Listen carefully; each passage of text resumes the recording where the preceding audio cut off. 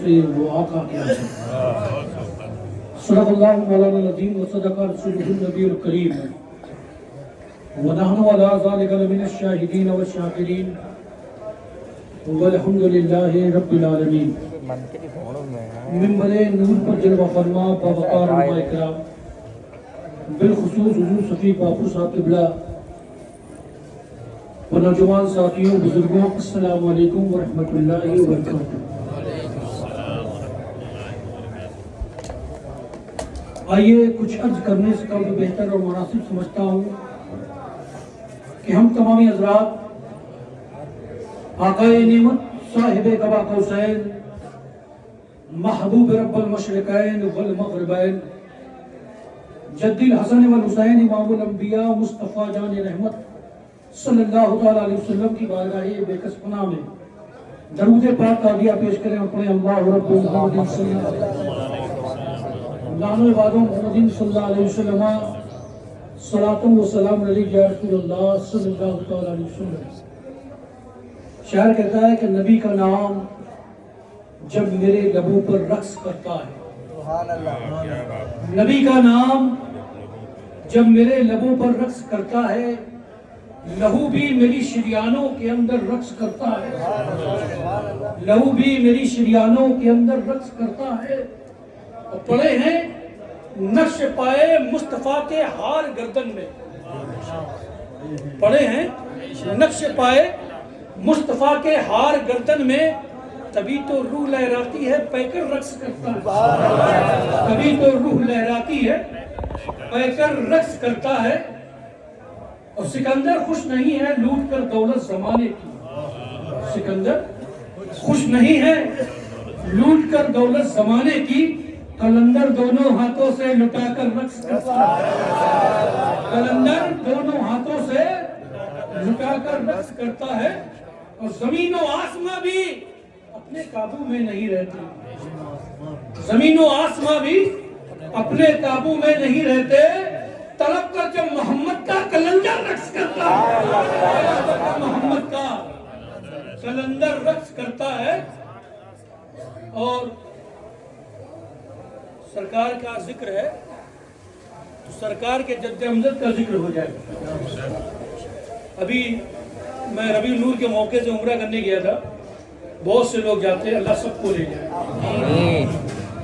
تو میں جب گیا تھا تو میں نے کیا کہا تھا، علم کی توجہ کا طالب ہوں کہ گر ان کے حسن سے میرا بھی سامنا ہوگا، کہ گر ان کے حسن سے میرا بھی سامنا ہوگا، بہار سوچ میں گم ہے حشر کیا ہوگا، بہار سوچ میں گم ہے حشر کیا ہوگا۔ اور جب ان کے شہر کی سرحد میں داخلہ ہوگا، جب ان کے شہر کی سرحد میں داخلہ ہوگا، خدا ہی جانے میرے دل کا حال کیا ہوگا، خدا ہی جانے میرے دل کا حال کیا ہوگا۔ اور ہم سب درود پاک پڑھتے ہیں، پڑھیں گے نہیں؟ تو جب وہاں پڑھیں گے تو کیا مزہ ہوگا کہ درود پاک میرے لبوں پر جب سجا ہوگا، درود پاک لبوں پر میرے سجا ہوگا، ہر ایک آنسو میرا نعت پڑھ رہا ہوگا، ہر ایک آنسو میرا نعت پڑھ رہا ہوگا۔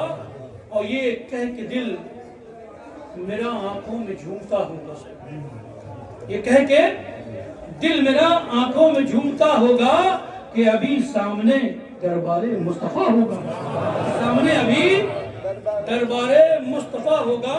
اور وہاں سے دیکھیں کہ ہزاروں بار جہاں پہ بلبلے سجرا آئے، ہزاروں بار جہاں پہ بلبلے سجرا آئے، غلام بھی اسی دہلیز پر کھڑا ہوگا، غلام بھی اسی دہلیز پر کھڑا ہوگا۔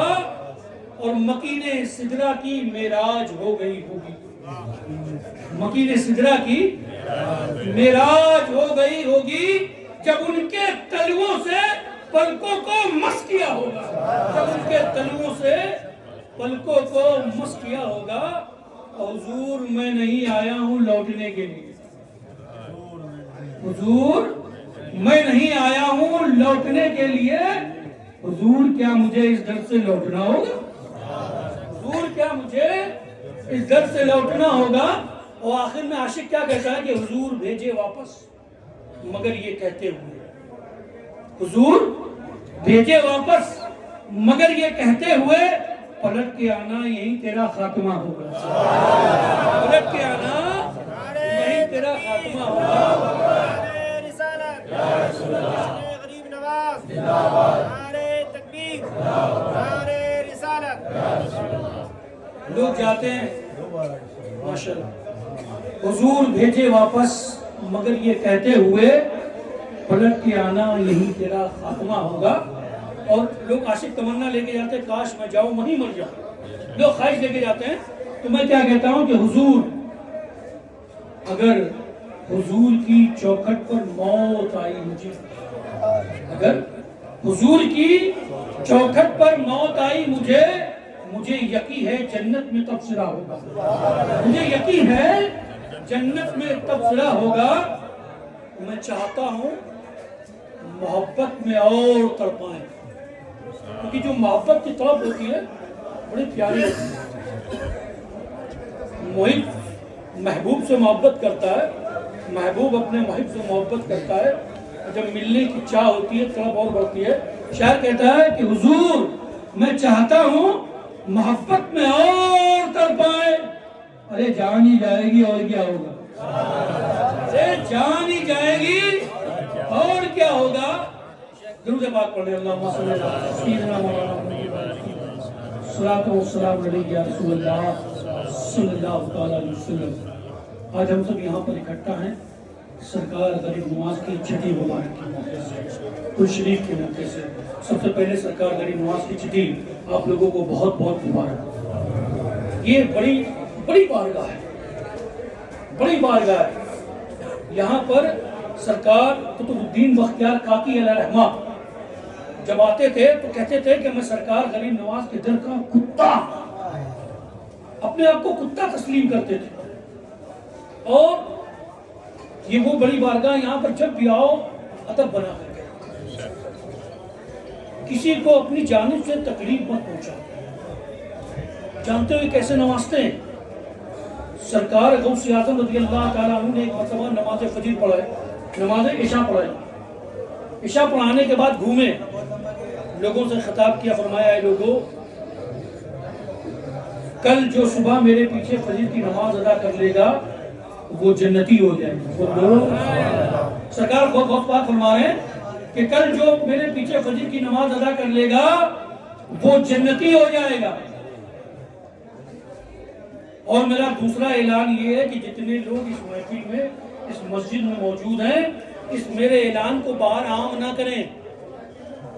اعلان کر کے سرکار غوث پاک رخصت ہو گئے، سب لوگ اپنے اپنے گھر چلے گئے، لیکن اس نمازیوں کی ایک بھیڑ میں ایک فقیر موجود تھا جس کے جسم پر لباس تو پرانا تھا لیکن چہرے کا نور بتا رہا تھا۔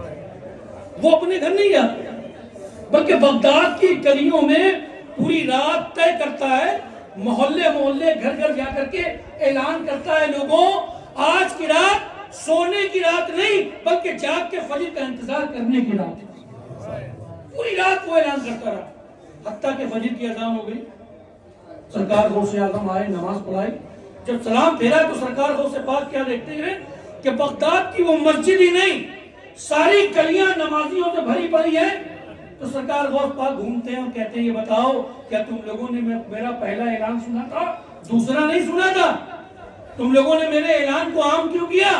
تو فقیر کھڑا ہوتا ہے، عرض کرتا ہے کہ حضور میرے دل نے گوارا نہ کیا، سرکار غوث اعظم کی دھرتی پر رہنے والا کوئی بھی شخص جہنمی ہو جائے، اس لیے میں نے آپ کے اعلان کو عام کر دیا۔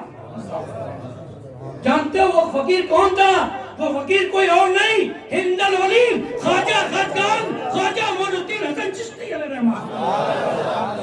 اسی لیے دنیا انہیں غریب نواز کے نام سے وہ غریب نواز، سرکار غریب نواز کے تیار میں ہم سب بڑے مقدر کی بات ہے، بڑے نصیبہ کی بات ہے۔ اور ایک بات سنو، تمہیں مانگنا آنا چاہیے، صرف مانگنے کا طریقہ آنا چاہیے، انہیں نوازنے کا طریقہ ہوگا۔ وہ ہر شے کو نوازتے ہیں، اچھے کو بھی نوازتے ہیں، برے کو بھی نوازتے ہیں، اچھے اور برے پہ بات یاد آ گئی.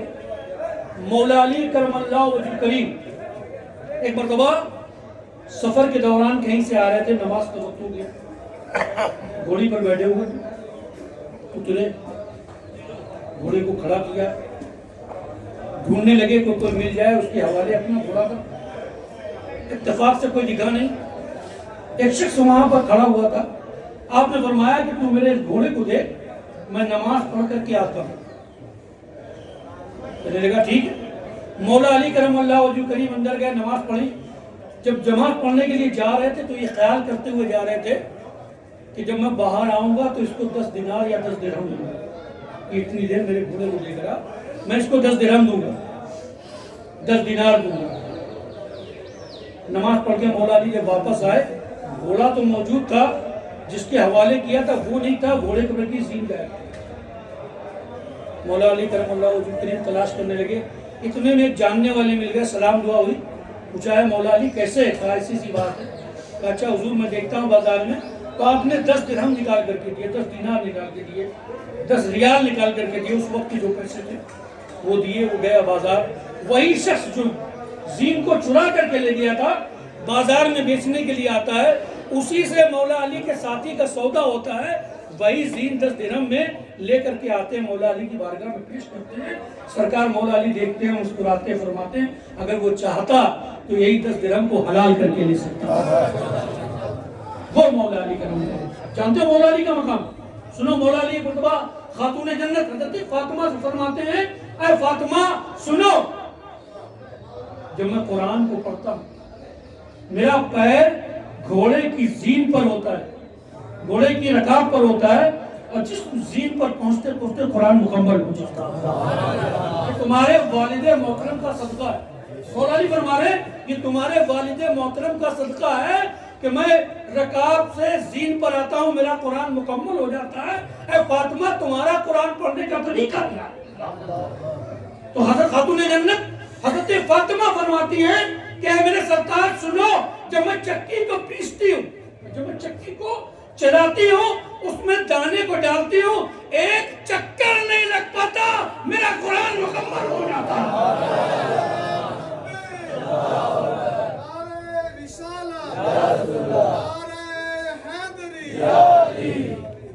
جانتے ہو جب ماں باپ کا قرآن پڑھنے کا طریقہ یہ ہو تو بیٹک بیشا حسین جیسا ہوتا ہے. حضرت محترم بات علی کی چلی, تو ایک آخری بات آپ لوگ سن لیں. آج کچھ لوگ میرے آقا کے علم غیب پر شک کرتے ہیں, انگلیاں اٹھاتے ہیں معاذ اللہ. یہ کوئی نئی بات نہیں, دور خلافت مولا علی کرم اللہ وجہ کریم یہ بات اٹھی تو مولا علی کو جلال آ گیا. آپ منبر پر کھڑے ہوئے, کوفہ کے منبر پر کھڑے ہونے کے بعد فرماتے ہیں سلولی, پوچھو مجھ سے کیا پوچھتے, پوچھو مجھ سے کیا پوچھتے, پوچھو. آپ فرماتے ہیں کہ میں تمہیں زمین سے لے کر کے عرش اعظم تک کی بات بتاؤں گا. اللہ, زمین سے لے کر کے عرش اعظم تک کی بات بتاؤں گا.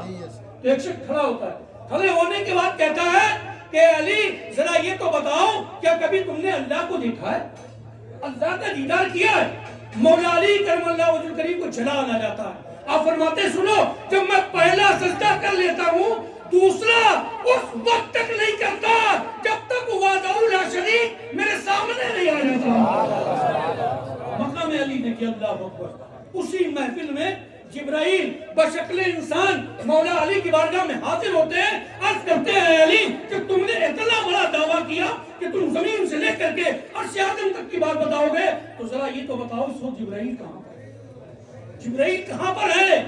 مولا علی نے اپنی آنکھوں کو بند کیا, مسکرائے, فرمایا کہ تمہیں تو جبرائیل ہو. اللہ اکبر. جب علی کے علم غیب کا یہ عالم ہے تو میرے مصطفیٰ کے علم غیب کا عالم کیا ہے؟ جب اس در کے گدا بھر دیتے ہیں شاہانے زمانہ کی جھولی, محتاج کا جب یہ عالم ہے محتاج کا عالم کیا ہوگا.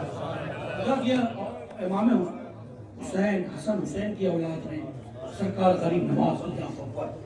مولا علی کا خون ان کی رگوں میں, یہ چاہیں جس کو چاہے نواز دے. آج کچھ لوگ کہتے ہیں فلاں نے خلافت دی وہ خلیفہ بن گئے. ارے سرکار غریب نواز نے جس پہ نگاہ ڈال دی وہ ولی اللہ ہو گیا, اللہ کا ولی ہو گیا, اللہ کا مقبول بندہ ہو گیا. ان اللہ والوں کی تم مثال ہے. اللہ اکبر. ان کا وہ مقام. سرکار غریب نواز اگر لنگڑے پر نگاہ ڈال دے تو بھاگنے لگے, نابینا کو تاک دے تو آنکھوں میں بینائی آ جائے.